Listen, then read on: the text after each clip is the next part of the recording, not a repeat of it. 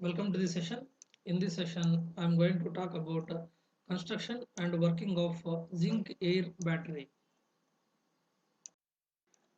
Modern batteries, zinc air battery. Let's start. Zinc air battery. The name itself indicates it contains zinc and air. Zinc is the anode and air is the cathode reactant in this battery. Hence, it is named as zinc air battery. Anode here is the granulated zinc powder. So zinc powder in the form of granules, that is uh, the anode here, and the cathode is air or graphite or any inert metal. The cathode is air or graphite. Air is the cathode reactant, and electrolyte is potassium hydroxide of 6 molar concentration. Coming to the construction of the zinc air battery, it consists of zinc powder, granulated zinc powder mixed with the electrolyte, that is potassium hydroxide, 6 molar concentration potassium hydroxide. Okay, sometimes a gel is also used to mobilize the composite and ensure adequate electrolyte contact with the zinc granules. So contact between the zinc granules and electrolyte, okay, that is done by using a gelling agent in most cases. And this is the zinc air battery. This is zinc powder and potassium hydroxide. So this is potassium hydroxide and this is the zinc can. This is the zinc can, anode can. Okay, so it acts as the zinc anode. Okay, and this is the cathode can. Here we have two vents. This is one, this is the second one. So through this one, air will enter into the battery, and from here it will, I mean, unreacted air, it will come out. Okay, so air is the cathode reactant here. Anode reactant is the zinc powder, zinc granules. Potassium hydroxide is the electrolyte, and typically electrolyte is not consumed. So here we have a separator. Okay, so this is graphite. Graphite is the inert metal. Okay, so cathode reactant is air here. So actually oxygen, and the outer metal button type one that acts as the cathode of the battery. Now just now we have seen this is the outer metal which acts as the cathode.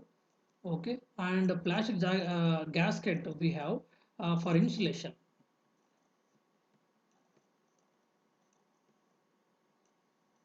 This is the gasket. Okay, it will insulate or it will separate the active materials and the cathode. Sometimes other active materials are also used, other materials are also used for separation of active materials with the cathode. And the output given by the zinc air battery is 1.65 volts. Actually here energy is produced by the consumption of air.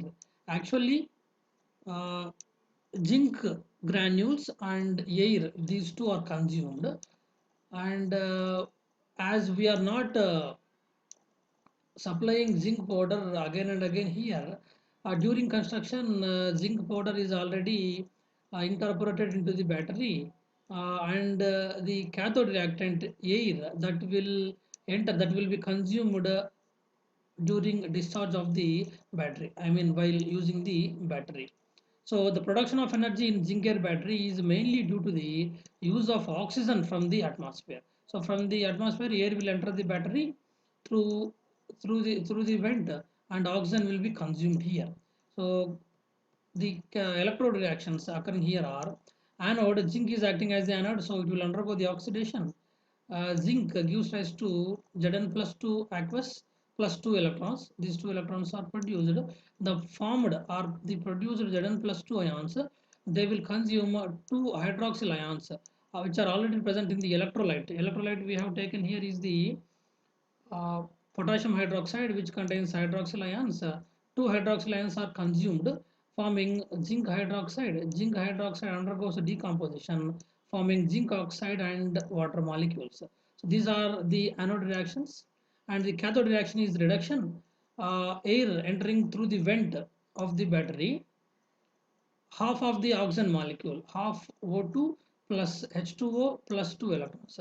H2O or the water molecule which is formed at the anode, that is consumed here, and 2 electrons which have reached the cathode through from the anode, they are also consumed here. Reduction occurs here, and 2 hydroxyl ions are produced. See the fact here: 2 hydroxyl ions are produced, are consumed from the electrolyte at the anode. At the cathode, they are produced. I mean, hydroxyl ions are replaced in the electrolyte. So no actual consumption of electrolyte here. So the overall reaction will be Zn plus half O2 gives rise to zinc oxide ZnO. So these are the cell reactions occurring in zinc air battery. So the diffused oxygen acts as the cathode reactant in the battery. It will promote, the air cathode catalytically promotes the reaction of oxygen with aqueous alkaline electrolyte, that is KOH, and is not consumed or changed during the discharge. So electrolyte will not be consumed and it is not changed during the discharge of the battery, zinc air battery. And when we use alkaline electrolyte is basic electrolyte, we have used that one, potassium hydroxide. When we use alkaline electrolyte in zinc air battery, and we to increase the battery capacity, we have to increase only the amount of zinc. Okay, so if you see the cell reactions here, uh, the reactants are zinc and oxygen. Oxygen no need to supply, we have to supply only zinc. So to increase the capacity of the battery, we have to increase the amount of zinc in the battery only, not the oxygen. And the air cathode acts only as a reaction site and is not consumed. So this is the cathode can. This is the graphite which is acting as the cathode.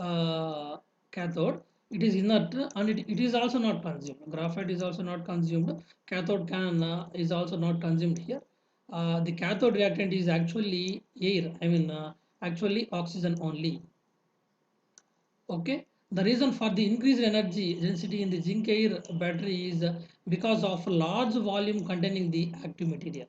So in the battery, so major portion of the battery is occupied by the zinc powder and electrolyte only, not the cathode reactant. As the cathode reactant is only air, no no extra space is required for the cathode reactant. That is the reason why zinc air battery zinc air battery energy density is high. Okay, so air cathode has infinite life. The electrical capacity of the cell is determined only by the anode capacity. Okay, so the capacity of the zinc air battery, that is determined only by the anode capacity, as the cathode reactant is only oxygen. So this is about the construction and working of the zinc air battery. Let's move on to the advantages of a zinc air battery. High energy density. Just now we discussed energy density of zinc air battery is high. Flat discharge voltage. So while discharging, while using the battery, we will get voltage intermittently.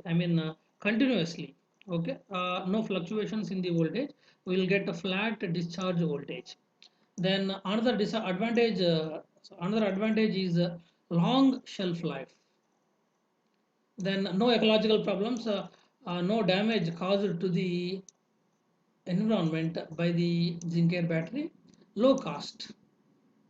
It is somewhat cheaper compared to other batteries. That is also an advantage. Next one, capacity independent of load and temperature. Okay, so operating temperature will not affect the capacity of the zinc air battery, and the load applied will also cannot affect the capacity of the zinc air battery. These are the advantages of zinc air battery. And applications. These are mostly used as a power source for hearing aids. You can see in the picture, this is a hearing aid and this is a battery. Okay, this is a zinc air battery.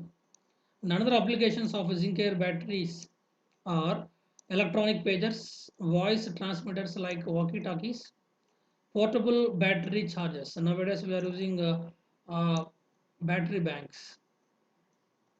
Okay, so they run with zinc air battery. Various medical devices also they need the assistance of zinc air battery. So these are some applications of zinc air battery.